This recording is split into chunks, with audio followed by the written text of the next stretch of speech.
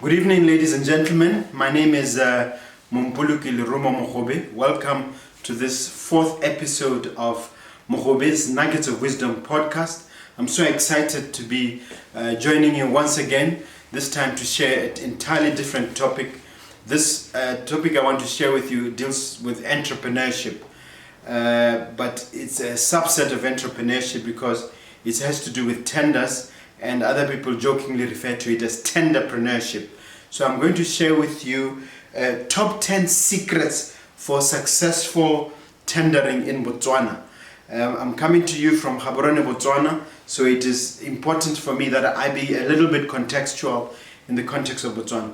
What is the first thing that you need to do? What is the number one secret? I call them secrets, but they're not really secrets, but I'm talking about packed nuggets of wisdom that can assist you in getting into entrepreneurship. I have 10 of them. Number one, obtain a license. What I mean by this is that get a license in the field of economic endeavor that you are operating in, because more often than not, when you come to tendering, you'll not be permitted to get into the process without obtaining a license. This simply means you undergo the process provided for by your particular district. Some licenses are obtained at the level of the district council. Some licenses are obtained at the town council. Other licenses are more national and so on. But get a license, number one. Number two, register at PPADB. What is PPADB? This is Public Procurement and Asset Disposal Board. PPADB is an organization which is a creature of statute that has been created by the PPADB Act specifically to monitor and to regulate the entire process of tendering. You have to register with them. The process of registration is fairly simple. It involves going online, or you can go in person to PPADB. Here in Gaborone, you cross the railway, that side of Rail Park. It's very easy to find. You go there and ensure that you register. My advice there is that try and register for more than one areas. By that I mean more than one codes related to your area of business, because some tenders relate to different aspects of the particular industry that you may be involved in. What do I mean by that? There may be different facets, but being interrelated. Let me give an example. With sanitation, there might be a tender pertaining to, for argument's sake, let's say skip containers, and another tender pertaining to let's say supply of toilets, portable toilets. You may need to investigate the type of license that are required, because some of those things may involve you going to the Department of Environmental Affairs to making sure that you are fully compliant. Number three, register with the Government Gazette. What is the Government Gazette? The Government Gazette is this sort of document. This is the Government Gazette. It comes out every Friday. You ensure that you register for that so that you can pick it. I think you can pay for a year's subscription, or alternatively you can arrange to pay for a shorter period of time, ensuring that they supply that to you. What we do in our company, Clean Cities of Town and Towns, which is a sanitation business, we send someone specifically on every Friday. The Government Gazette comes out every Friday, but we send someone, I beg your pardon, every Tuesday to go and collect our copy of the Government Gazette. Then number four, purchase at the tender document. You need to ensure that you once you've seen and identified the tender in the Gazette, you proceed to the government ministry which is responsible for that tender. Normally there's the MTC located in a particular ministry. The MTC is the Ministerial Tender Committee.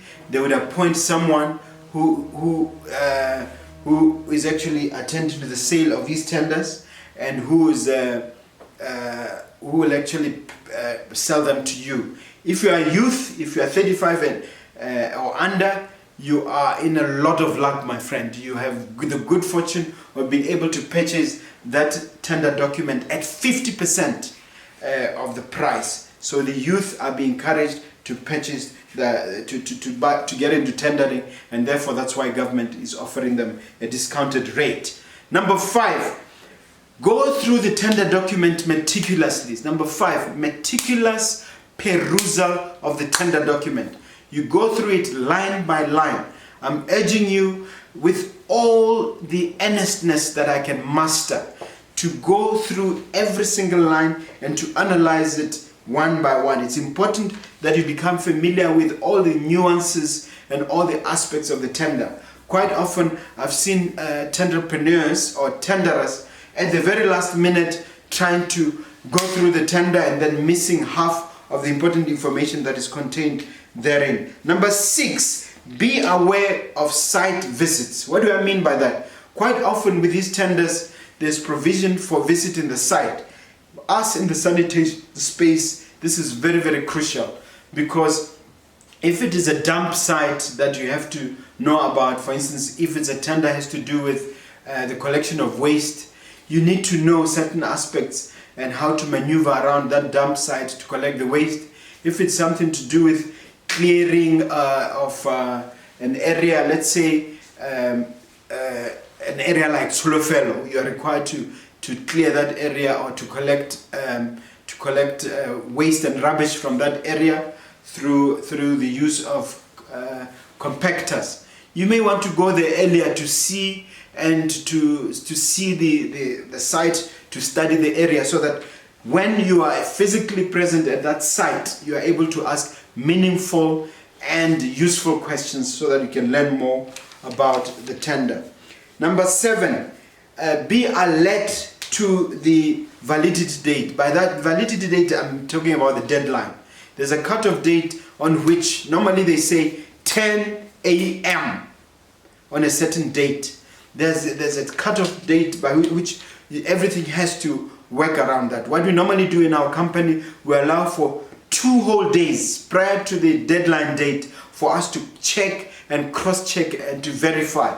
And here I urge you, Mr. Tenderpreneur, if you have to burn the midnight oil a couple of nights to make sure that everything in that tender is catered for and covered, every T is crossed and every I is dotted and everything is spick and span.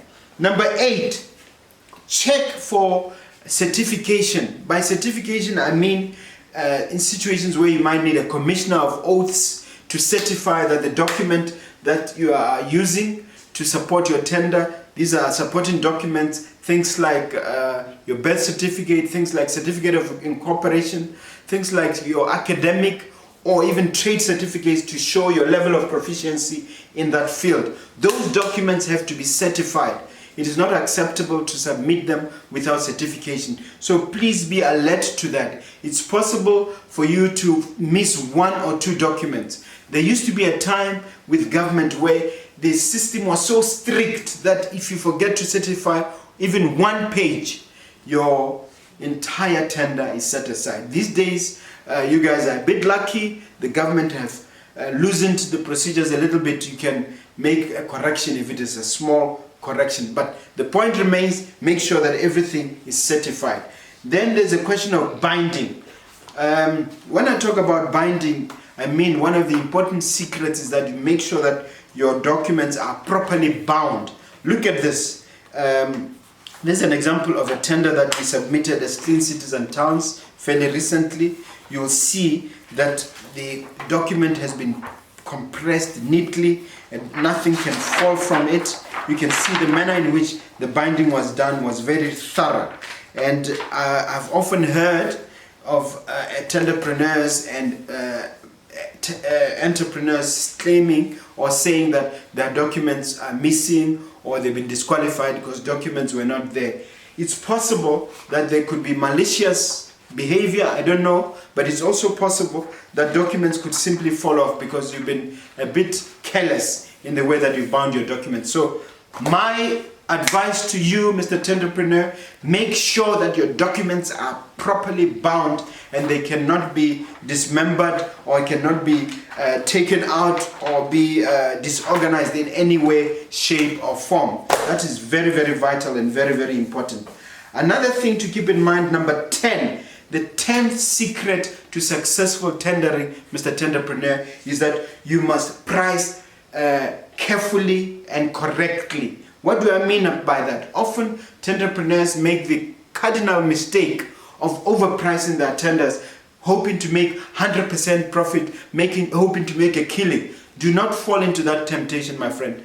Price correctly. Make sure that because you price in accordance with what is reasonable. In the same way that in the marketplace you may wish to earn reasonable profits, the same thinking should apply in tendering. Often I've heard people wanting to go for 100% increase in their price and then losing out on the tender. Let me tell you something. The government is very strict. It's very strict about ensuring that they go for the lowest tender. There are exceptions, of course. It's only in exceptional cases where there's selective tendering, where they single you out because of your specialized field and they allow you to tender. But even then, they consider pricing, but the considerations are slightly different, and there you may get away with not necessarily being the lowest. And then number 11, I always throw at you because I like you, Mr. Listener, Mr. Subscriber.